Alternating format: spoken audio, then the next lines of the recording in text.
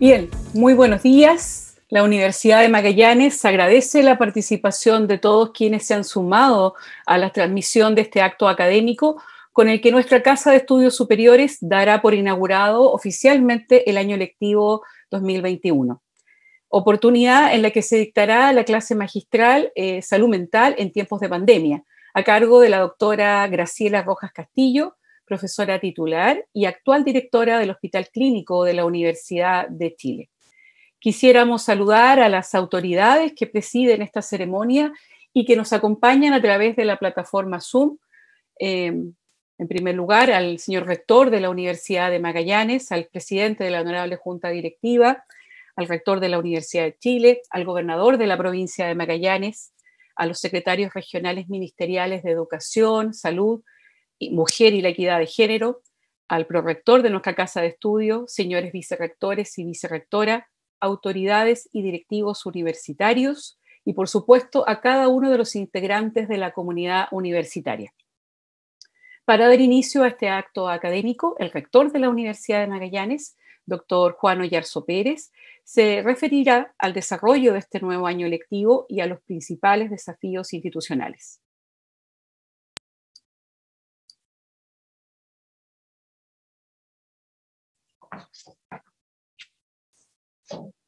Muy buenos días a todos y a todas. Disculpen el lapsus virtual. Un saludo para el presidente de la Honorable Junta Directiva, doctor Gabriel González Lillo. Saludo al rector de la Universidad de Chile, doctor Enio Vivaldi Béjar. Gobernador de la provincia de Magallanes, señor Alejandro Vázquez Servieri. Seremi de Educación, señor Rodrigo Sepúlveda Tagle. Seremi de Salud, señor Eduardo Castillo Vera. Seremi de la Mujer y la Equidad de Género, señora Daisy Carrera Ocaranza. Doctora Graciela Rojas Castillo, profesora titular y directora del Hospital Clínico de la Universidad de Chile. Muchas gracias por acompañarnos.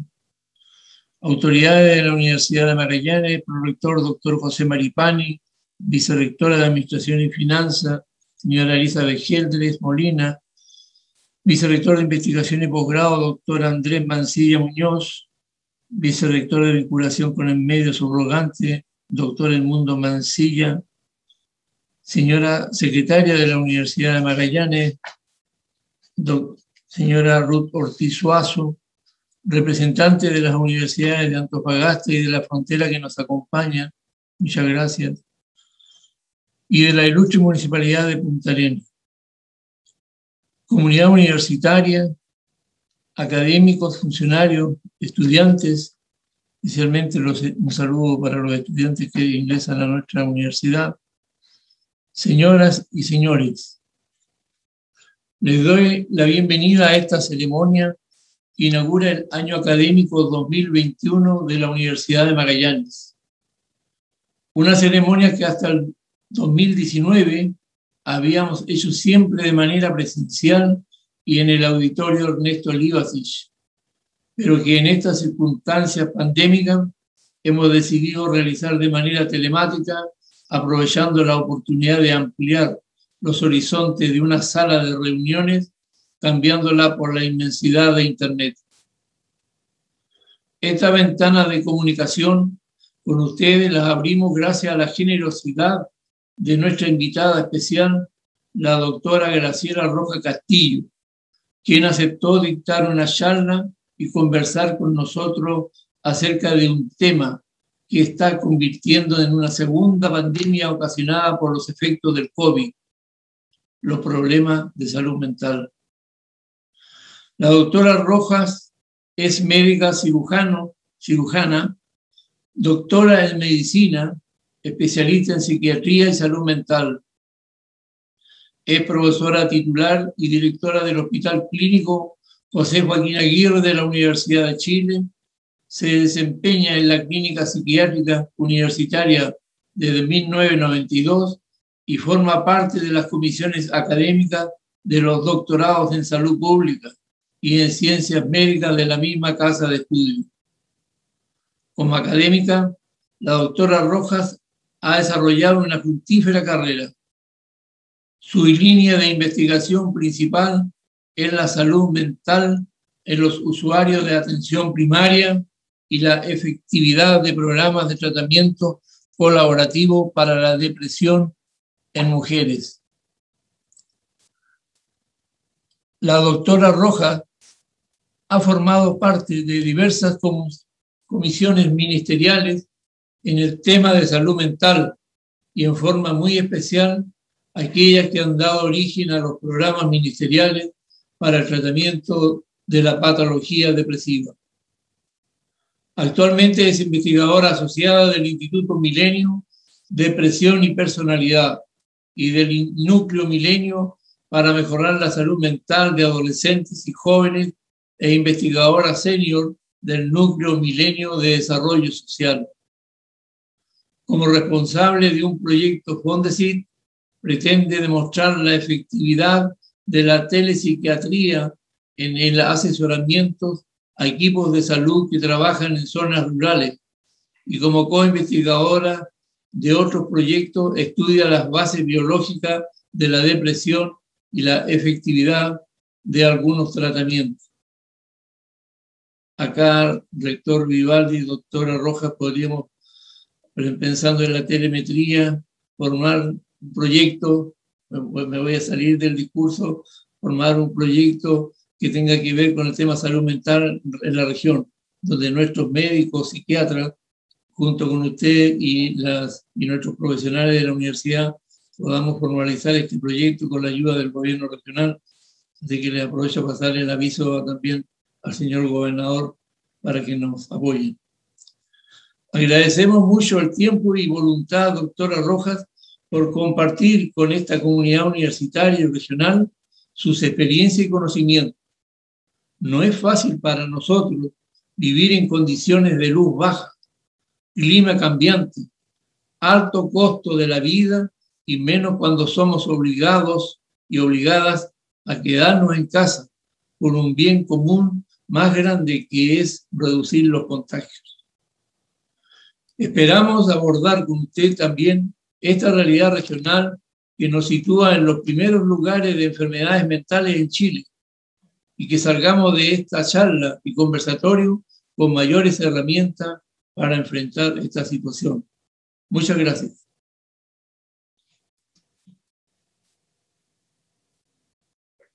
Bien, agradecemos las palabras de nuestro rector y antes de dar paso a la clase magistral, queremos compartir con todos ustedes la presentación preparada por el Conservatorio Regional de Música de nuestra Casa de Estudios a través de su orquesta sinfónica con la participación de las solistas Pamela Castro, soprano, y Camila Aguilera, mezzosoprano, con el registro audiovisual del Dueto de las Flores, fragmento de la ópera Lacme.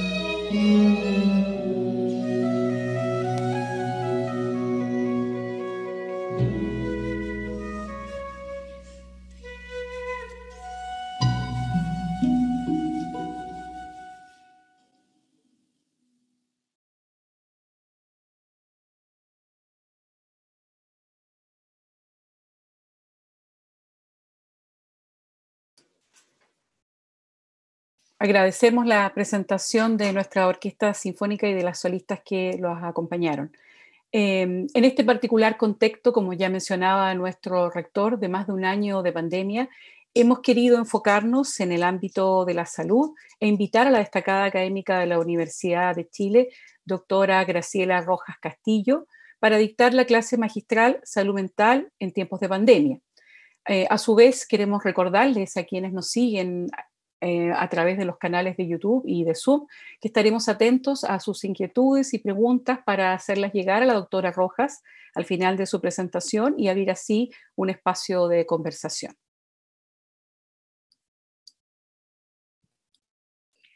Muy buenos días a todos y todas, especialmente a las autoridades locales aquí presentes y a toda la comunidad universitaria de la Universidad de Magallanes. Antes de compartir pantalla, quiero agradecer al rector, doctor Juan Oyarzo, por esta invitación, porque para mí es una gran posibilidad de conversar con ustedes un tema tan importante como es la salud mental en tiempos de pandemia. Y ahora voy a compartir con ustedes pantalla.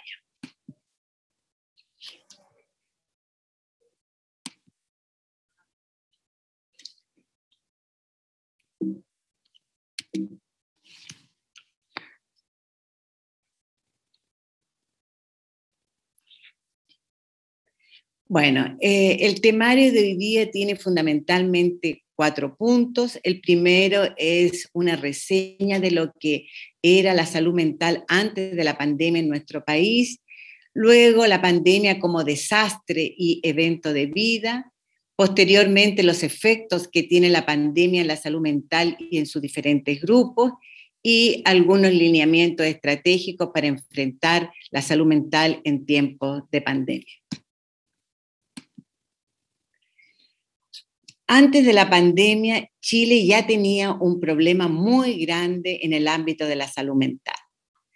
Diferentes estudios habían revelado que teníamos cifras muy altas de trastornos mentales en comparación con países del mismo grado de desarrollo de nosotros. Es sabido que los países con mejor grado de desarrollo tienen menos problemas de salud mental que los países con menor grado de desarrollo. Y Chile se escapaba de esa regla general. La epidemiología psiquiátrica ha demostrado que los trastornos mentales afectan más a las mujeres y a las poblaciones más pobres y más vulnerables. Sin embargo, en nuestro país, la brecha entre mujeres y hombres y entre ricos y pobres en el ámbito de la salud mental era más grande que en otros países. Y dadas las características de nuestro sistema de salud, que como ustedes saben, conviven 2 sistemas de salud, uno privado y uno público, con financiamiento distinto, pero sobre todo con lógicas de funcionamiento distintos, tenemos entonces que siempre ha habido un acceso muy inequitativo a tratamientos especializados en todo el ámbito, pero especialmente en salud mental. Y si bien es cierto, en las últimas décadas los sucesivos gobiernos han hecho un esfuerzo importante por desarrollar políticas públicas en salud mental, que también son medidas que han sido reconocidas en el mundo entero. Por ejemplo, la incorporación de diversas patologías a la política de acceso universal, política llamada más comúnmente como AUGE, pero también el Programa Nacional de Detección y Tratamiento de la Depresión. Son medidas muy importantes que han sido reconocidas. Sin embargo, a pesar de todas aquellas medidas, los problemas aún persisten y las cifras hoy día de problemas de salud mental en el país son tan altas como antes de la implementación de dichas medidas. Lo que ha llevado a algunos a plantear que nuestra sociedad tiene problemas estructurales que generan problemas de salud mental en nuestra población. Y uno de esos problemas estructurales es la inequidad que existe.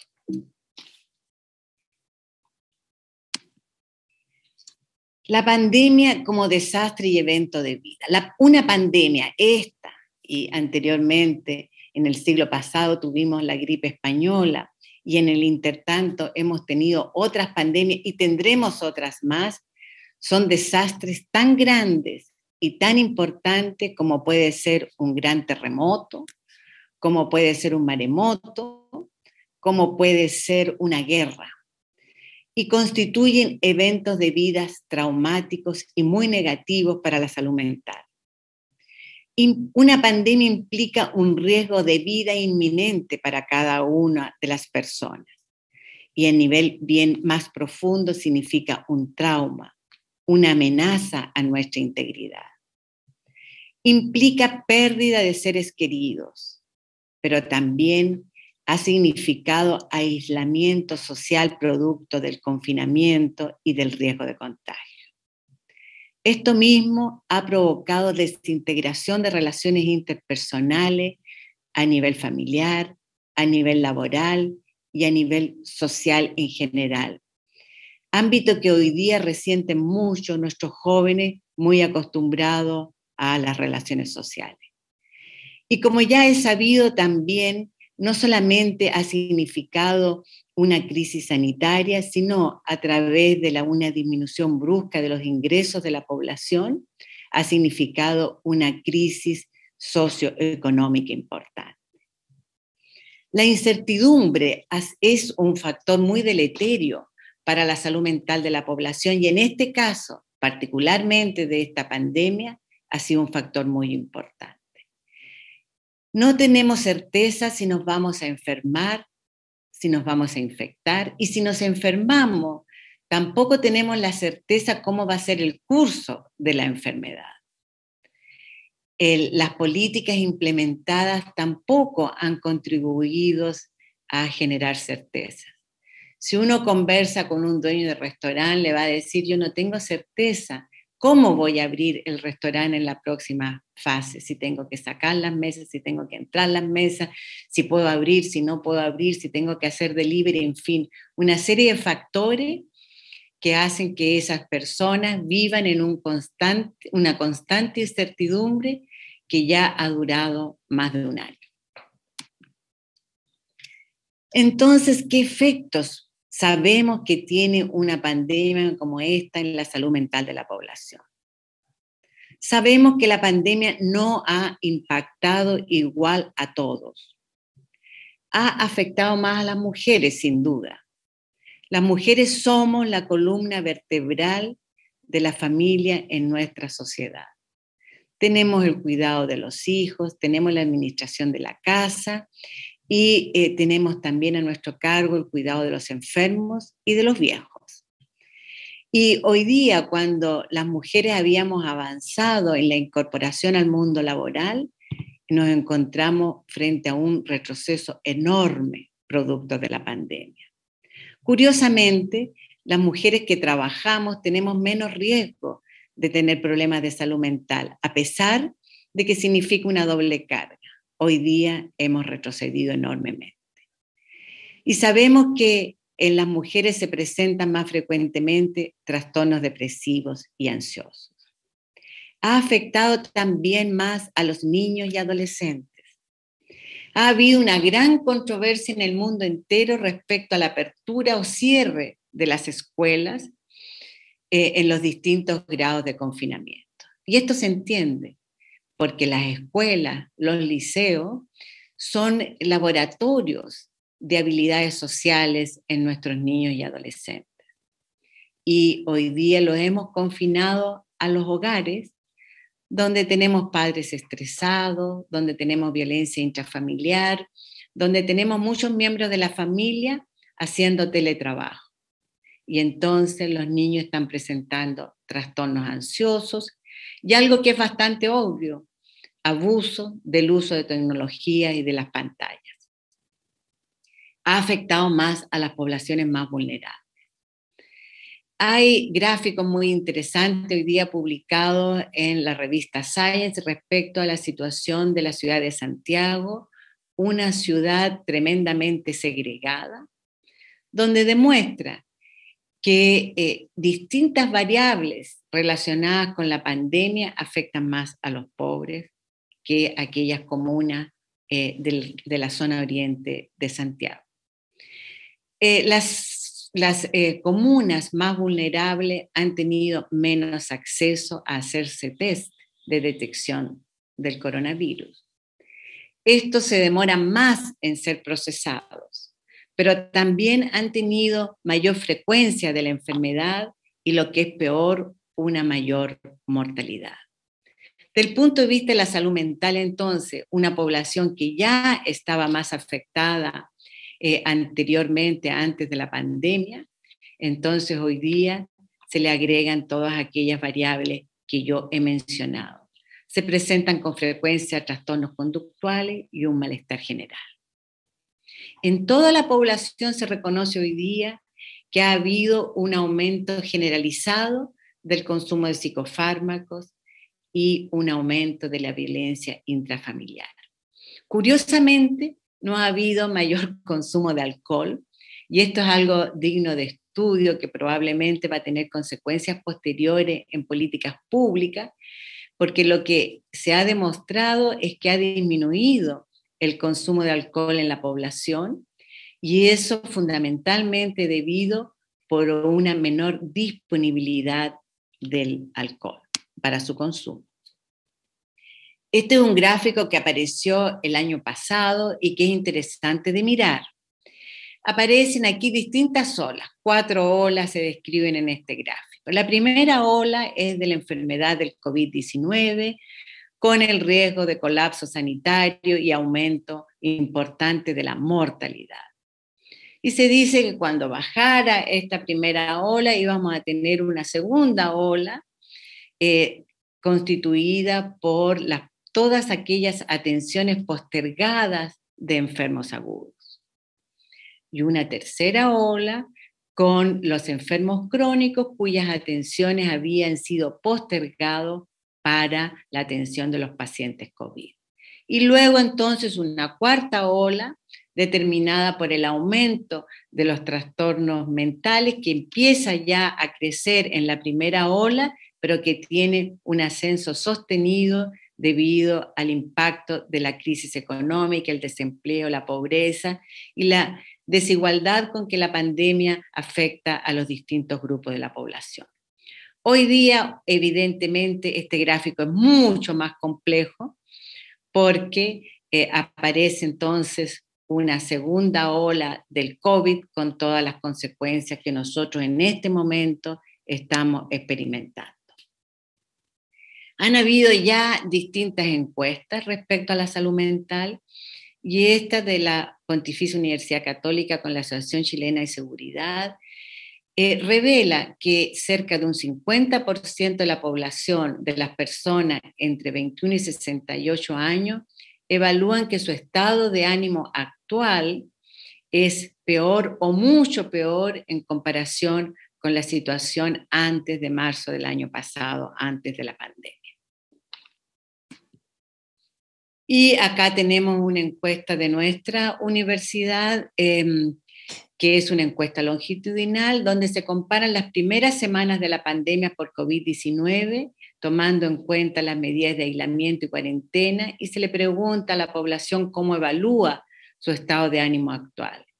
Y ustedes ven ahí que 22,6% dice que está un poco peor y 9,3% que está mucho peor. Pero en este otro gráfico revela cómo esta situación afecta más a las mujeres que a los hombres. Mucho o un poco peor, un 36,1% de las mujeres, y en el caso de los hombres, un 27,6%. De modo que ahí se manifiesta el mayor impacto en el sexo femenino que en el masculino. Y un grupo importante de riesgo que hoy día está sufriendo los embates de la pandemia en el ámbito de la salud mental es el personal de la salud. Nuestro personal de la salud ha tenido un trabajo extenuante por un tiempo muy prolongado, de ya más de un año. Muchos de este personal no tuvo vacaciones en el periodo estival de enero y febrero. Y los que tuvieron vacaciones, muchos se tuvieron que mantener conectados a través del teletrabajo, por lo tanto no se recuperaron. Han debido enfrentar situaciones muy traumáticas. A modo de ejemplo, 2 testimonios de personas que están deprimidas y que están con licencias de salud mental. Una de ellas, una enfermera que trabajaba en UCI, me dice: yo ya no resisto tener que consolar a personas que van a ser intubados, darles esperanza cuando yo sé que muchos de ellos van a morir. Eso ya no lo puedo seguir haciendo. Otra profesional de la salud, también mujeres, me dice, también con una licencia de salud mental, me dice: doctora, yo viví una situación que nunca pensé que iba a vivir. Me tocó atender en una UCI a una mujer extranjera que reconoce ser turista, que vino al país a visitar a un familiar que tenía y ahora se encontraba en la UCI donde yo la atendí. Y se me salió de adentro decirle: usted vino a turistear y ahora está aquí en una UCI. Y ella dice, después de reconocer ese error que yo cometí, no puedo seguir funcionando porque es la rabia que yo tengo lo que hizo que yo cometiera este error. Este personal de salud ha debido enfrentar situaciones muy traumáticas y yo creo que hemos tenido poco apoyo y reconocimiento. De hecho, solamente una muestra es el bono COVID, donde se aprobó un bono COVID para el personal de salud, pero fue excluido todo el personal médico. Y también tiene una serie de letras chicas que excluye a otros grupos. Entonces, independiente del monto económico, un bono de esta naturaleza significa un reconocimiento. En algunos lugares también han habido conductas hostiles frente al personal de salud. Al principio, por ejemplo, la gente tenía miedo de ser vecino de una persona que trabajara en un hospital. Y aquí tenemos un estudio en el cual participa nuestra universidad junto con la Universidad de Columbia, donde se encuestaron a personales de salud, todavía se siguen encuestando. Esto es un resultado de las primeras 1.000 encuestas procesadas, donde revela que cerca de un 20% tiene síntomas de una gravedad moderada, un 8% moderadamente grave y un 4% bastante grave. Si uno le pregunta en los hospitales de la región metropolitana y de las regiones, nos encontramos con que actualmente hay aproximadamente un 30 a un 40% de licencias médicas en el personal de salud. Y la gran parte de estas licencias son por temas de salud mental. Un cuadro que se describe en la literatura que afecta hoy día a este personal se llama burnout. y significa quemado, que estamos quemados. Pero en la práctica, lo que esto significa es presencia de sintomatología ansiosa y depresiva, pero también una falta de esperanza, una incapacidad para poder reaccionar frente a lo que se está viviendo. Una especie de aplanamiento afectivo en que vulgarmente es como ya no están ni ahí porque ya no es nada, no puedo hacer nada más de lo que ya he hecho. Y esa es la situación que hoy día vive el personal de salud. Hemos hablado mucho de reconversión de camas, de aumento de unidades de tratamiento intensivo, pero detrás de eso hay reconversión de personal de salud. Y eso significa que le tenemos que pedir a gente que no está acostumbrada a realizar determinadas labores complejas a que las haga. Y se sienten amenazados, se sienten que no están suficientemente capacitados para realizar esa labor. Y también se sienten en el riesgo de que el día de mañana, cuando pase la pandemia, sean juzgados por no haber podido hacer las cosas con la calidad que están acostumbrados a hacerla. Entonces, finalmente, ¿qué hacer frente a esta situación? Y la pregunta es qué hacer durante la pandemia, pero también qué vamos a hacer cuando esto pase. Y aquí nuevamente hay que distinguir los distintos grupos, la población general, las mujeres, los niños que van a reincorporarse a los colegios, los ancianos, los inmigrantes, que es una población bastante invisibilizada hoy día, pero que han vivido situaciones muy traumáticas, algunas porque voluntariamente han querido regresar a sus países donde la pandemia es una crisis mayor que en la nuestra, otros han sido expulsados y otros han intentado traer a sus familiares al país. Y conozco casos de mujeres que están esperando hijos de menores de edad de 13 años que vienen viajando de Venezuela por tierra para llegar a nuestro país. Tenemos al grupo de los que enfermaron, que muchos de ellos hoy día tienen mucho miedo a volverse a enfermar, tienen miedo a volverse a infectar y prefieren muchas veces no salir. Los que enfermaron gravemente, que estuvieron intubados y que hoy día tienen secuelas de esa intubación, secuelas funcionales y de salud mental, y los funcionarios de la salud, que tampoco vemos la luz al final del túnel, porque como ya se muestra en el gráfico, sabemos que después de la ola del coronavirus van a venir las otras olas de los enfermos agudos, de todos los postergados, de la lista de espera que han aumentado, y un largo etcétera. Creemos que es importante entregar información clara, y en eso hemos estado al debe en la comunicación efectiva, asegurar actividades durante los confinamientos, y ustedes son una población que han estado por largos periodos confinados con mal clima además. Asegurar suministros básicos, que ha sido toda una discusión en nuestro país respecto a cómo asegurar estos suministros básicos y reforzar la sensación de apoyo. Y la estrategia de enfrentamiento de la salud mental debe ser una estrategia poblacional, no puede ser de otra manera porque vamos a tener a un gran porcentaje de la población afectada. Ya en abril del año pasado, los expertos en salud mental de la universidad fueron convocados por nuestro rector Enio Vivaldi Béjar para para escribir un documento y diseñar una estrategia nacional de salud mental en tiempos de pandemia, y esto fue una tarea que tuvo a cargo nuestra universidad en la mesa social.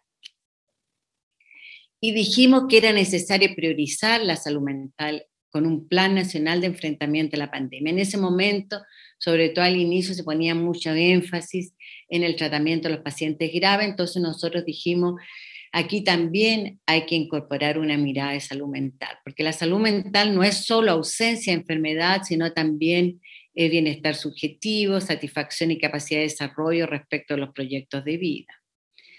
y dijimos que el COVID-19 iba a tener un impacto en la salud mental de nuestra sociedad a corto, a mediano y largo plazo, y que teníamos que actuar desde el principio, es decir, ya en abril del 2020, previniendo, fortaleciendo las capacidades y también atendiendo a los pacientes. En ese momento recordarán ustedes que solamente los hospitales y los servicios de salud estaban atendiendo pacientes con COVID y por lo tanto los pacientes de salud mental estaban quedando incluso sin receta en muchos lugares. ¿Y para quién? Para toda la población y con estrategia específica para los equipos de salud, para las personas contagiadas y sobrevivientes de COVID, para los familiares de las personas contagiadas y fallecidas. Nosotros tenemos en nuestro país núcleos familiares completos que han muerto, y han muerto porque un familiar ha traído la infección al hogar, y eso es tremendamente traumático porque genera una culpa tremenda. También hay que tener estrategias frente a las personas con trastorno psiquiátrico y consumo perjudicial de alcohol y otras sustancias que, si bien es cierto, ahora se les está atendiendo, no con la intensidad que requiere.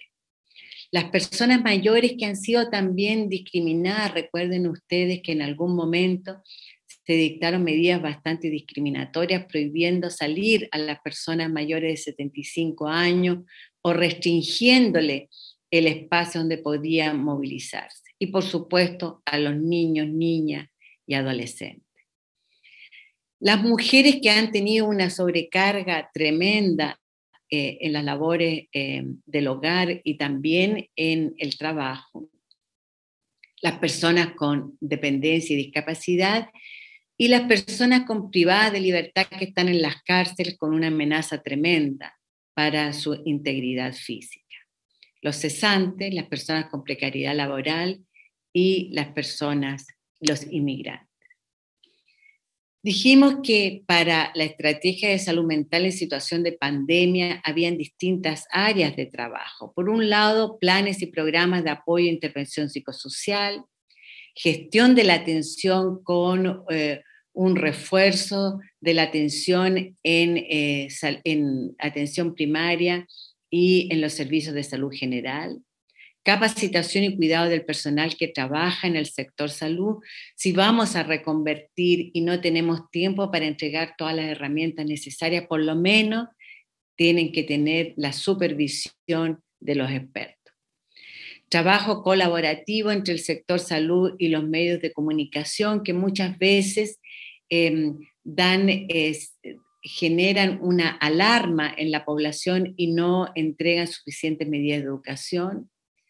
Y también es necesaria una gestión de la información por parte de las autoridades. Y quizás un buen ejemplo fue lo que sucedió en el periodo estival, en que era necesario darle permiso a las personas para que tomaran vacaciones, pero no necesariamente para que fueran a hacinarse en las playas para luego generar lo que estamos viviendo hoy día.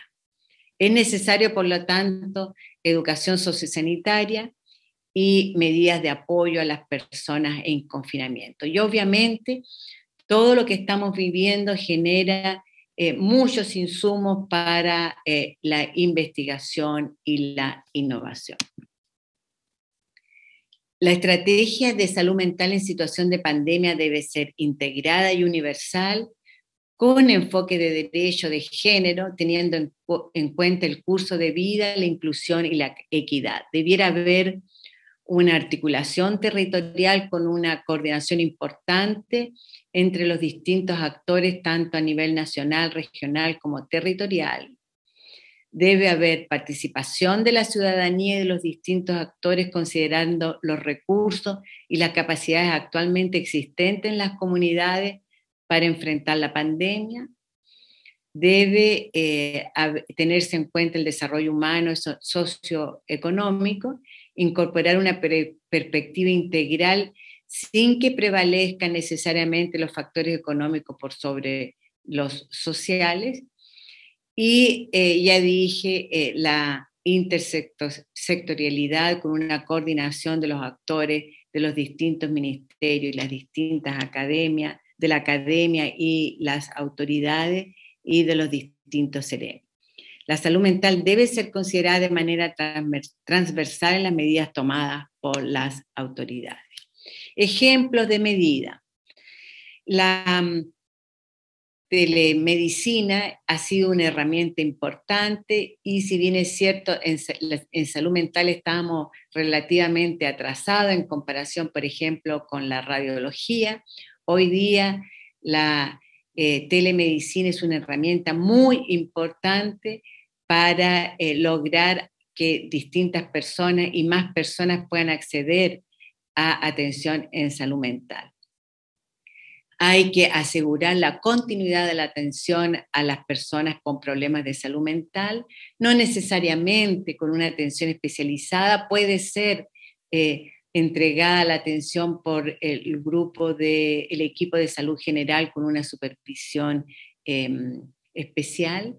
Debe haber capacitación y cuidado del personal que trabaja en el sector salud, y me estoy refiriendo aquí a entregarle ayuda psicológica al personal de salud. Acá en el Hospital Clínico tenemos un programa muy bonito que se llama PASE y que ha sido muy bien evaluado por el personal de salud, porque el personal de salud mental del hospital se ha abocado a poder apoyar a la así llamada primera línea con distintas medidas, con espacios especiales para que ellos puedan confinarse cuando estén muy angustiados.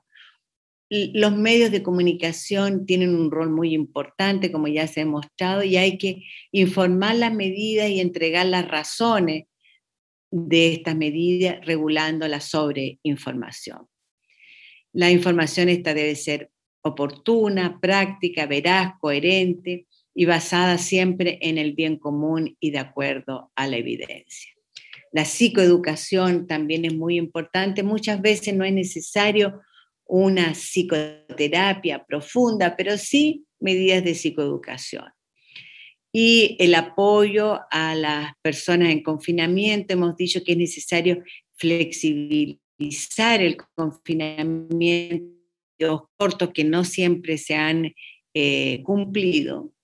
Y bueno, en investigación tenemos la gran tarea de poder investigar el impacto que esta pandemia y las distintas medidas que se han tomado, cómo han impactado la salud mental de la población.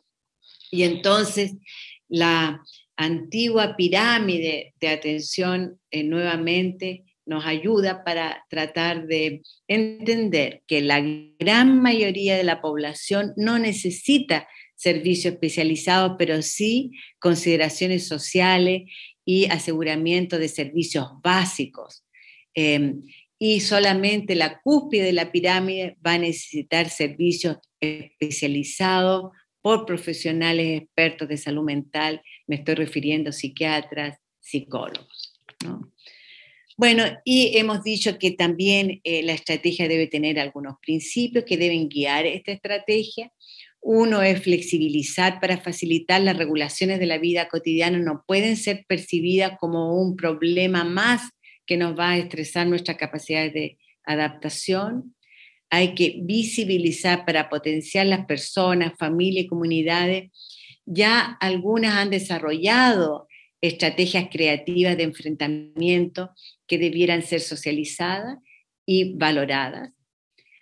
Hay que regular para proteger, garantizar que la desigualdad no se acentúe, algo que está siendo bastante difícil, y que no se incrementen los abusos ni la discriminación a los grupos más vulnerables. Bueno, agradezco la atención de todos y quedo disponible entonces para las preguntas que ustedes puedan tener. Muchas gracias.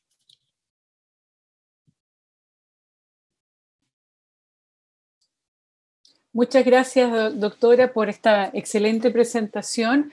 Y bueno, vamos a abrir el espacio para algunas preguntas que nos han hecho llegar. La primera de ellas es, ¿cómo ha sido su experiencia en el trabajo intersectorial, entendiendo que la salud mental, y usted misma lo mencionaba en su presentación, requiere de un abordaje multidisciplinario?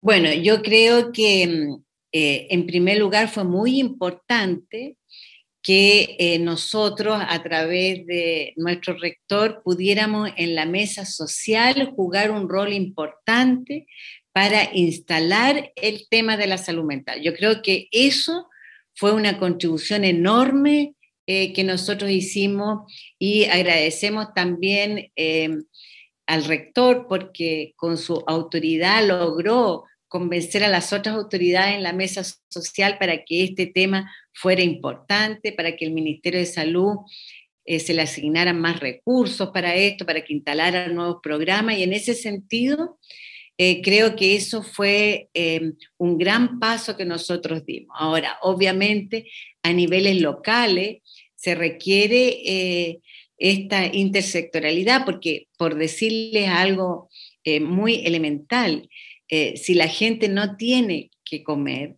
obviamente eso tiene un impacto enorme en la salud mental. Entonces, no sacamos nada con ofrecer atención de salud mental si no podemos asegurar que las personas tengan insumos para alimentarse y puedan tener los recursos para alimentarse. Por ejemplo, algo tan básico como eso. Muchas gracias. Como usted mencionaba ahí, el aporte del rector de su universidad, que lo vemos que también está presente esta mañana con nosotros. Bien, una segunda pregunta. ¿Cuál considera desde su conocimiento son los principales desafíos que debieran implementar, ya que estamos en el ámbito universitario, las escuelas formadoras de profesionales que permitan atender las reales necesidades de esta población objetivo? Bueno, aquí nuevamente la pirámide que yo mostré nos sirve mucho. El tema de la salud mental en el ámbito de las comunidades universitarias fue visibilizada antes del estallido social y antes de esta pandemia por el movimiento estudiantil, hay que decirlo muy francamente. Y entonces también nos hemos abocado a ver qué medidas se pueden tomar. Toda la población, toda la comunidad universitaria necesita enfrentar esta situación, y eso parte por el currículum. No podemos tener currículum extremadamente estresante. Parte por entregarle las competencias a nuestros estudiantes. Muchos de ellos tendrán problemas de rendimiento que afectan la salud mental, y esto puede ser abordado por profesionales ad hoc, no necesariamente del ámbito de la salud mental, que los entrenan para enfrentar sus problemas de rendimiento que tienen al interior de la universidad. También hay un tema de la asistencia social, porque, por ejemplo, la tecnología se ha incorporado en forma muy importante en nuestro currículum. Sin embargo, hay una inequidad muy grande en la población estudiantil respecto a la calidad y al acceso a la tecnología. Por lo tanto, ¿cómo se puede enfrentar eso? En medidas como tener nuestra biblioteca y nuestro espacio físico abiertos a los estudiantes, incluso los fines de semana, para que ellos puedan utilizar esos espacios donde sí tienen acceso a la tecnología, para que puedan usarlo, porque en su casa viven hacinados o no pueden, o no tienen sencillamente los medios. Luego se requiere implementar programas universales en temas como, por ejemplo, la higiene del sueño. Aquí nuestro rector también es experto en aquello. Hemos tenido en la universidad importantes acciones enseñando a nuestros estudiantes algo tan simple como higiene del sueño, porque sabemos que hay en determinadas carreras que incluso toman fármacos para no dormir y poder estudiar. Entonces, hay algunos temas que son universales y que requieren medidas que llamamos psicoeducación. Y luego, obviamente, ir avanzando en la pirámide para asegurar una atención especializada a quienes lo requieren y a quienes están enfermos. Y eso es fundamentalmente también estrategias para evitar conducta suicida en nuestros estudiantes. Y eso no significa necesariamente que la universidad se va a hacer cargo de esta atención de salud, porque eso sería subvencionar a los seguros de salud, pero sí tener una primera atención para que puedan ser derivados y asegurar la atención donde corresponda. Perfecto, muchísimas gracias. Por aquí vemos una última pregunta, me parece. Aprovecho de recordar que si alguien más quiere hacer alguna pregunta, tenemos abierto el chat de esta plataforma Zoom. Pero hay una pregunta que plantea, ¿cómo ve usted si cree que es posible responder a esta emergencia sin una nueva ley de salud mental? Por ejemplo, ¿qué importancia tendría una ley de paridad en salud? Bueno, sí, aquí tenemos en nuestro hospital al doctor Carlos Ibáñez, quien ha sido impulsor de una ley de paridad que yo estoy de acuerdo que debiera existir y sería muy importante, porque ya de la década del 90 que nosotros venimos demostrando que el 50% de los usuarios de los centros de atención primaria presentan un problema de salud mental independiente de la patología física. Y esa magnitud del problema hasta el día de hoy no ha tenido un impacto en la asignación de recursos para salud mental. Pero también tengo que decir que estos recursos asignados a salud mental, que debieran ser paritarios, también hay que asegurar que los programas tengan una calidad suficiente, una buena calidad, para que tengan un buen impacto y resuelvan los problemas.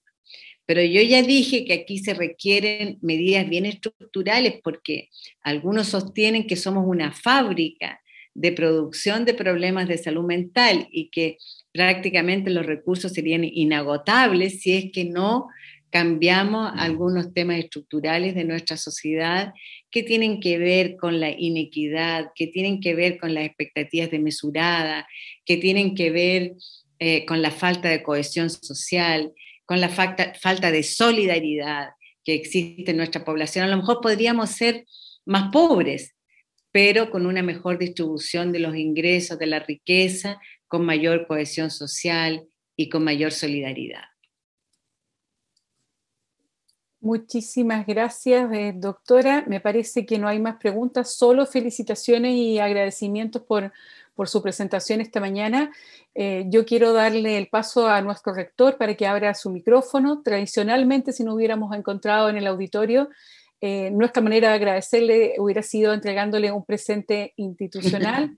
No sé si el rector tiene algo por ahí, una muestra del que le estamos haciendo llegar. Ya ha sido enviado a Santiago un libro que imprimimos, que editamos como universidad el año pasado, en un hito destacado para nuestra región, El Estrecho de Magallanes, 3 descubrimientos, de los editores Rossi, Mazardo y Morelo. Va en camino a Santiago, doctora Rojas. Muchísimas gracias. Le dejo la palabra para saludar a nuestra conferencista. Gracias, Mónica. Bueno, muchas gracias, doctora, por su excelente charla que nos ha traído esta mañana, y realmente es muy importante el tema que usted ha planteado. Yo, cuando usted mencionaba el tema de los estudiantes, justamente tuve la oportunidad de participar en una presentación que nos hizo la Dirección de Asuntos Estudiantiles de la universidad, donde realmente nos mostraban todas las situaciones de salud mental que ellas están abocadas para ayudar a los estudiantes, y realmente ha subido en una cantidad muy importante, y nosotros estamos atentos a ese problema. Por eso yo creo que lo que le mencionaba al inicio de toda la telemedicina que estamos viendo con Enio, la posibilidad de hacer un proyecto dentro de la ley de fortalecimiento de las universidades estatales,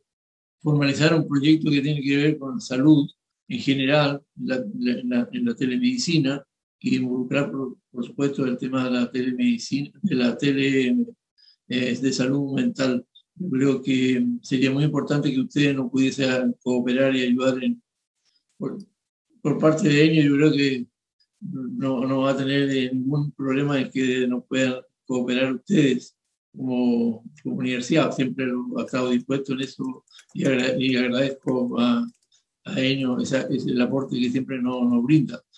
El tema del obsequio se lo vamos a hacer llegar y también le vamos a hacer llegar también a Enio, porque es un libro muy bonito que se editó acá que tiene que ver con el tema de nuestra región. Así que muy agradecido, doctora, por su aporte y muchas gracias a Enio también por el apoyo que siempre nos ha brindado. Muchas gracias a todos los que nos acompañaron esta mañana.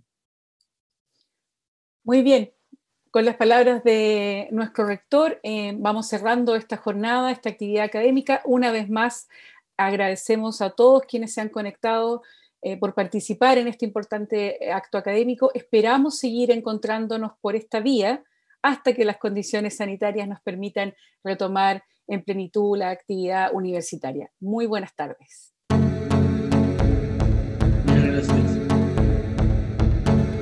Muchas gracias, Juana. Chao. Invitaciones de viajeras, estuvo muy lindo. Muchas gracias.